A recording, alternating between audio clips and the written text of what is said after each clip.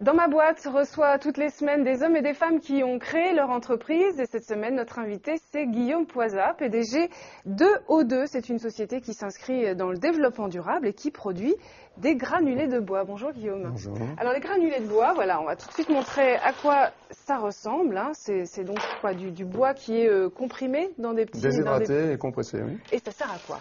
Ça remplace le fioul domestique. C'est un substitut du fioul domestique qui nous vient de la Scandinavie et qui est utilisé dans les maisons ou dans les grosses centrales électriques. C'est pour ça que ça s'appelle une énergie renouvelable, parce que c'est du bois, c'est produit en France. C'est des coupes de bois qui sont constamment replantées et on transforme ça en un fuel moins cher et aussi efficace que le fioul normal. Alors comment vous est venue l'idée de créer cette entreprise ou à quel moment avez-vous eu l'envie de vous lancer dans ce secteur? Alors, il y a entreprise et secteur dans la question. Donc, créer une entreprise, c'est l'intention de beaucoup de gens. Après, il faut s'y lancer. Donc, il y a un parcours un peu plus ou moins compliqué pour y arriver. Et le bois, tout ce qui était un peu environnemental, m'intéressait plus sur des process assez industriels. Et puis, c'est un marché qui a une croissance potentielle forte. Nous, on a la chance d'être sur un marché en croissance avec des réelles compétitivités, des réelles efficacités. Et voilà, on voulait s'inscrire dans une démarche assez industrielle. Vous vendez à qui alors? Ça se vend, ceux qui installent un poêle ou une chaudière domestique chez eux. Vous avez fait une grande école, hein, l'école normale supérieure. Comment ensuite vous êtes passé au statut de chef d'entreprise?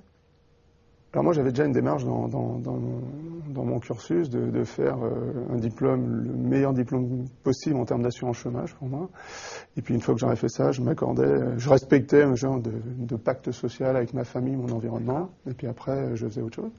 Alors j'ai fait de l'humanitaire, j'ai fait 2-3 trucs un peu plus rock'n'roll avant de revenir dans un cursus plus classique où j'ai alterné en fait du conseil en stratégie et des postes très opérationnels de direction d'établissement, de travaux, de chantier de construction, des choses comme ça. Avant de vous lancer finalement dans votre propre entreprise? Avant de lancer 2-3 projets pour qu'il y en ait 2 qui marchent en fait.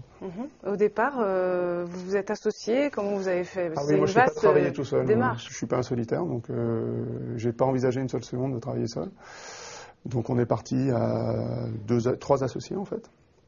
Et puis on a aggloméré progressivement des gens autour de nous. Vous êtes rentré en bourse aussi? Oui, on a fait une cotation. Avantage, inconvénient, j'imagine? En fait, on a une typologie, nous on a besoin d'argent pour construire des usines. Parce que c'est assez capitalistique, c'est un peu, on ne peut pas démarrer petitement en fait, c'est des structures assez lourdes, donc il y a besoin d'assez d'argent pour faire ça. Donc on avait l'alternative entre, grosso modo, ces fonds d'investissement ou introduction en bourse, et on fait appel à quelque chose de plus diffus. Et on a fait appel aujourd'hui à quelque chose de plus diffus pour avoir les moyens, tout simplement. Oui, pour avoir les moyens. Et puis l'intérêt de la bourse, c'est que ça donne une notoriété. Et aujourd'hui, des énergies renouvelables en France ont parfois un peu de mal à s'insérer pour différentes raisons. Des inconvénients, peut-être liés à la morosité sur les Non, marchés? mais on a la chance, nous, d'avoir une énergie renouvelable qui apporte du pouvoir d'achat. Donc par rapport à d'autres énergies renouvelables qui sont pas directes, qui n'ont pas d'impact direct sur vous. Par exemple, quand vous faites de l'éolienne, l'électricité que vous achetez, elle n'est pas moins chère, pas plus chère. Enfin, il n'y a pas d'impact direct sur vous. Le granulé, c'est vous qui l'achetez, c'est vous qui installez une chaudière. Donc, il y a un impact très direct. C'est un choix qui est personnel, finalement. Donc, nous, on a plutôt un marché en croissance, mais parce qu'on apporte une solution qui est moins chère. En plus d'être écologique, elle est moins chère. Donc, c'est plutôt facile à vendre, quoi. Vous passez beaucoup de temps en forêt? Moi, je passe pas mal de temps en forêt. Ouais. Un de mes gros enjeux, moi je suis un peu le raffineur du bois, quoi. Donc mes grands enjeux, c'est de sécuriser mes approvisionnements.